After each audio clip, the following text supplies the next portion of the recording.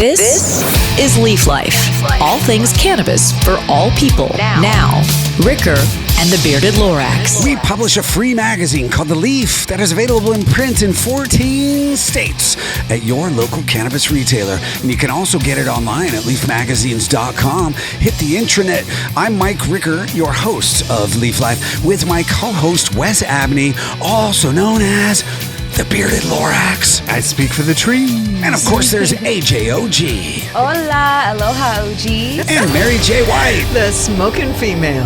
As people yearn for more distractions from our stressful lives, we lean to digital fantasies to draw us towards more realistic escapades.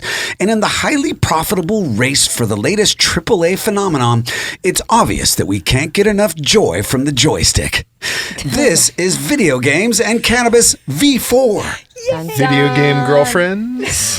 Dun, dun, dun, dun. Our first segment, Blow Our Minds. Our second segment, On the Near Horizon. But before we get educated, we have to get medicated. It's a requisite here, Mary. Indeed. So let's get stoned.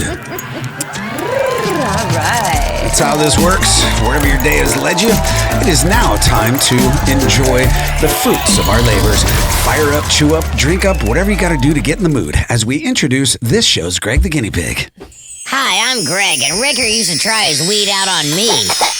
But now it's someone else's turn to be the guinea pig. Well, this is a big timer. This is number 4. Can you believe it? Eddie Roberts is a former gaming hardware marketing manager for GAEMS, GAEMS. It's an acronym. And he's an all-around geek culture enthusiast. Eddie? Sorry, guys, I just burped. That was adorable. Welcome back to the Leaf Life Podcast. Hey, what's going on? Glad to be back here with you guys. My guy, Shreddy. What was GAEMS, dude? You used to work for them? Yeah, GAEMS was we made a portable hardware case, so it's like a laptop for your Xbox or your PlayStation. You load it up into the case, travel accessory, and it's got a monitor built into it. So basically, you take it on the road with you, flip it up. It's got the monitor built in. You plug it in, and you can play your Xbox. What did you do there, bro?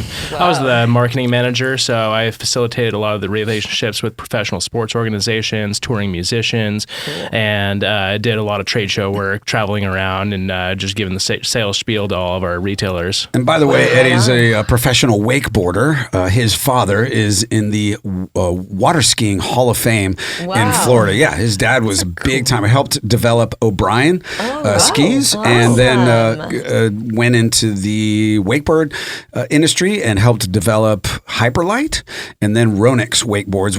Eddie and I have wakeboarded a bunch together, and he rips. Oh, well. My browski. All right, hey, let's spin AJ's wheel to see. Well, wait a minute. We're going to have a pinch hitter today. Look at this. Oh, my goodness. And now, stepping up to the plate, here's today's pinch hitter. All right, AJ, that means this is your big chance. Now spin AJ's wheel to see what you're going to be hitting. Find out what's in AJ's stash. And now, what's in AJ's stash? There it is. Nice spin, guys. AJ. Well, we have Kush here. This comes in this beautiful glass jar. Sweet. This is an Indian-owned company. This is their limited edition Heritage OG Kush, baby. Yeah, it's Kush, like Kush spelled like the original Kush, Khush, Kush, because the owner is the son of Indian immigrants who came here and opened a business and then bought a warehouse behind their business to start a cannabis company. And so the son, his name is Sonny, he's a good friend of mine. They're awesome, and they have really good weed, and their edibles are amazing. They make infused pot tarts. Yeah. No way. Like Pop Look at Tarts. these nugs, you guys. Look at the nugglage. These are gorgeous Kush nugs. They're so beautifully shaped and all crystally at the top. This is going to be great. You can see them on our YouTube channel at Leaf Life Podcast V2. AJ's holding them up there to the camera. Thank you for following us and subscribing. Bless up, you guys. All right, here she goes. She's hitting out of the bud vase. We love my bud vase. Such a good idea. It is. We've got a bunch of them.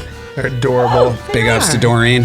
Look at that. Look There's something very sexy about watching a woman exhale, isn't there, Mary? I don't know. I'd hardly ever. Oh, maybe exhale. that's just for Wes and me. Gotcha. It's for you I guys. would say there's something very sexy about watching a woman exhale, indeed. There you go. So here we go. V4, actually V3 was into the metaverse. Correct. That was kind of our third iteration of video games and cannabis.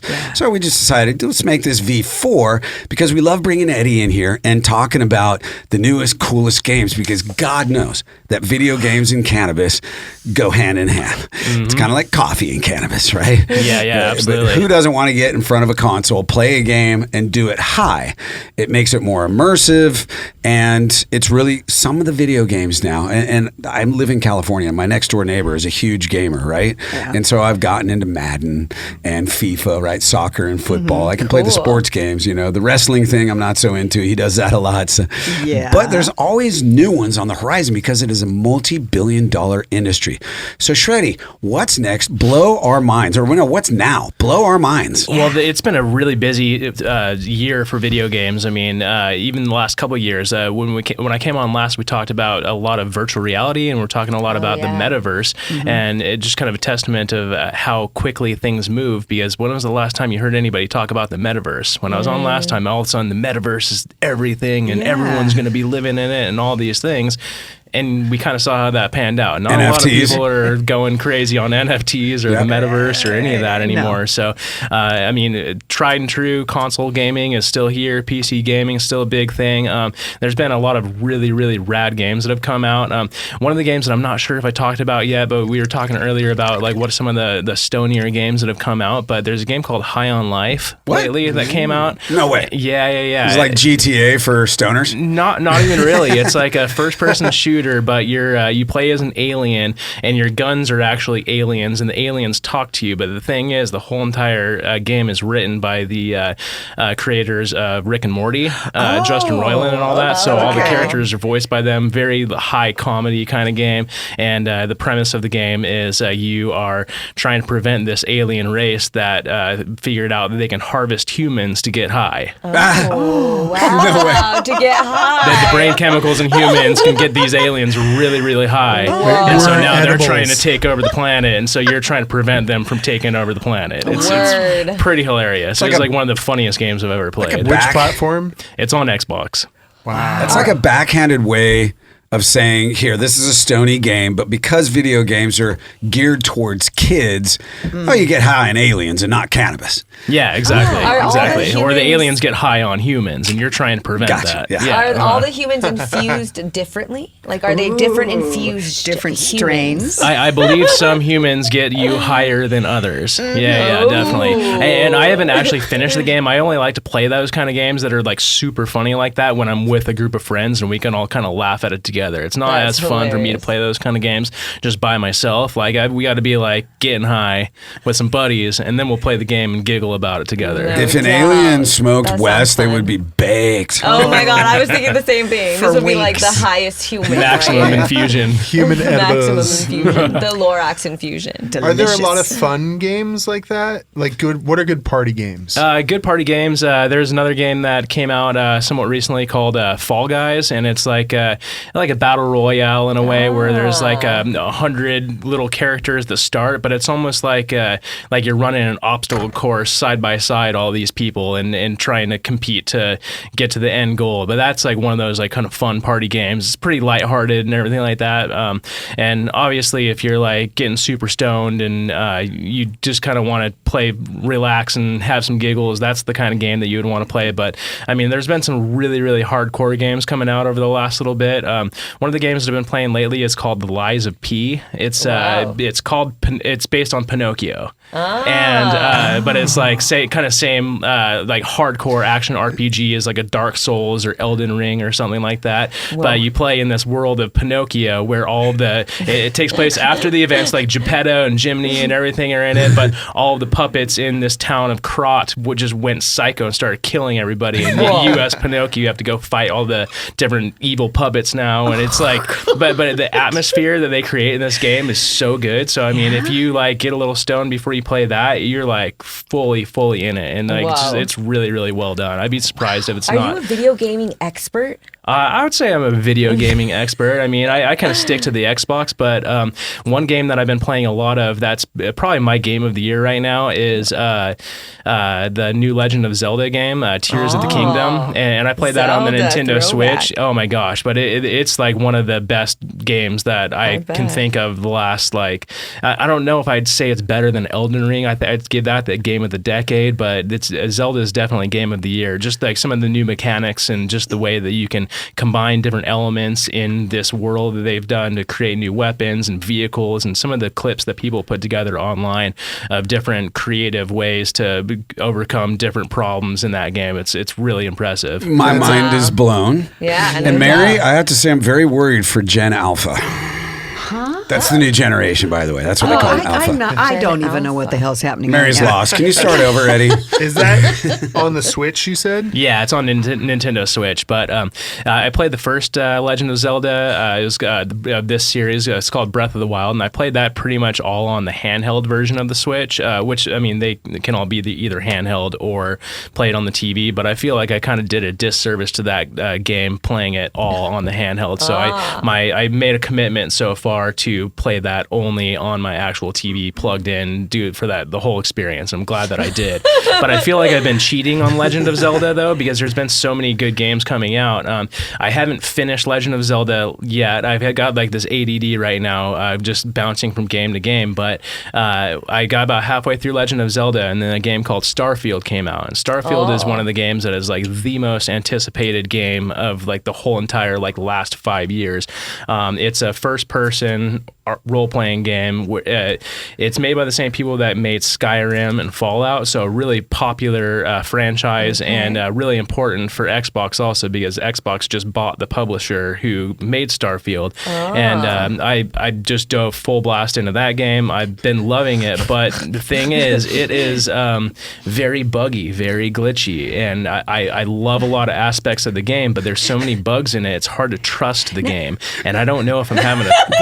You keep looking at Mary. You keep looking at Mary like she's supposed to react or something. Like, what the fuck's he talking about? Okay, now, are the bugs part of the show? Are there little bugs? No, like little like glitches and just like things that cause problems in the game. And but it's a very detailed, in-depth game. I mean, most of the game you're actually like your camera's behind your player, or first person where you can see your gun and you're going on missions, fighting aliens and fighting bad pirate guys and space pirates and all that. But then a big part of the game is actually building your spaceship, and you can build really intricate outposts to mine different materials and whatnot from different planets. There's over 1,000 planets in this game that you can travel to. I'm exhausted. Well, this is hard. You can tell but trying to get all of these systems to work together in a really seamless fashion, there's just a lot of opportunity to lose that immersion, and so that was one of the problems that I had with it, and so that's why I stopped playing that and moved on to Lies of P, and next is probably going to be Baldur's Gate, but I'll finish all these games before 2023 ends, hopefully. Wow. So how many games can you play at once? Yeah. Oh, obviously 19. Oh shit. Well, yeah, I mean, you don't want to bounce around too much, especially if you're playing something competitive, because your muscle memory will kind of like lose, because these games are getting so complex that like you have a certain muscle memory, especially the harder games like Lies of P. You want to be like in a rhythm with it, so when you come back to it, you can actually play it. If you take a break from that for too long, you're in a really hard section, good luck coming back to it without starting a whole new game sometimes. The one that, I mean, again, I've mentioned this before, that's the nice thing about Xbox, is like you can just have all these games where you can just like bounce seamlessly from one game to another without even having to like exit a game. You can just load the next game, and you're just right where you left off without even... Do you do this full time? Depends on the time of year, but this is becoming my video game season for sure. We are in Washington, where the weather sucks, or at least Seattle. So this is some of you through the shoulder season. I mean, I'm between wakeboard season and snowboard season, so this is my gaming season. Makes a lot of sense. Well, hey, Shreddy, now it's time for you to slow the fuck down and play awkward. So uncomfortable. What, Eddie's immersion awkward. Into? Oh, okay, Awkward. gotcha. It's just so uncomfortable. Really? Ricker's good at this game. I know, it makes me so uncomfortable. I'm not playing it, Wes. Oh, that's right. I was trying to be I'm the host. awkward. Just get ready, Eddie. Shreddy. What's up, bro? What's up? Catch your breath, my guy.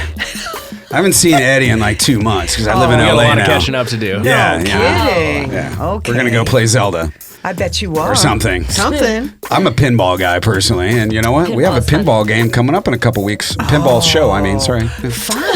Yes. Okay. Okay, here we go. Number 1, Shreddy. Mary thinks that video games are for people who get easily distracted on their way to the bedroom. That's pretty funny. Where'd you hear that? It's just my belief system. Is it true or false? You don't know. You don't know. Okay, it's awkward. Okay, It's awkward. It's just Oh, yeah. freaking awkward right now. All right, number 2. Oh, was that the question? You were asking me a question? Yes, that's happened to me before. Oops, hey, let me show you this video game. Awkward.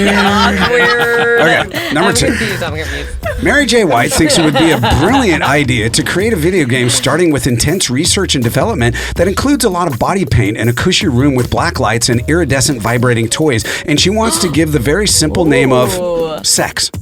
Wow. Sex, the video game. Okay, now I'm uncomfortable. Oh yeah, there's all sorts of games like that out. I remember back in the day there was like a Mac game. No, this was straight up. This is like on the OG Mac, and there was like a pixelated sex game, and I remember specifically my friend had it, and this is when we're in like middle school, and there's a button that you click, a panic button that turns the screen into like some bullshit spreadsheet, so you won't get in trouble for looking at it. It was pretty funny. You don't want to feel awkward Yeah. when somebody awkward, walks though. in. Just like, Awkward. wow. Yeah, there's interesting. Number 3. What next? Mary J. White is single and ready to mingle. Can you show her how to handle a joystick? Oh my God, that's it. I'm out. Hey, show you how to do that Hadouken. This isn't awkward. It's uncomfortable. Just quarter circle forward. Just call my goodness. Leaf HR. Oh, that's really. I'm Wait. calling HR. Wait. Oh wait, I Hello? am HR. Hi, this is HR. Do what you want. It's fine with me. But that was pretty awkward. Just so you know, Eddie, pretty fucking awkward. Oh. Don't blame him. Oh no, it's his fault. It's Ricker. Ricker. Hey, if you want to discover cannabis news, reviews, entertainment, and culture, and explore every Leaf magazine at your convenience, search leafmagazines.com. Coming up in our second segment, we'll dive into what is on the horizon for the near future of video games. We'll get another spin of AJ's wheel, and we'll kick it all off with another episode of Not For Nothing with Mary J. White. Leaf Life continues in just a moment. These products have intoxicating effects and may be habit forming. Marijuana can impair concentration, coordination, and judgment. Do not operate a vehicle or machinery under the influence of this drug. There may be health risks associated with consumption of these products. For use by adults 21 and older. Keep out of the reach of children. Some of the wardrobe, including Ricker or Wes's sick lids, is provided by Grassroots California. Check out the dopeness at grassrootscalifornia.com.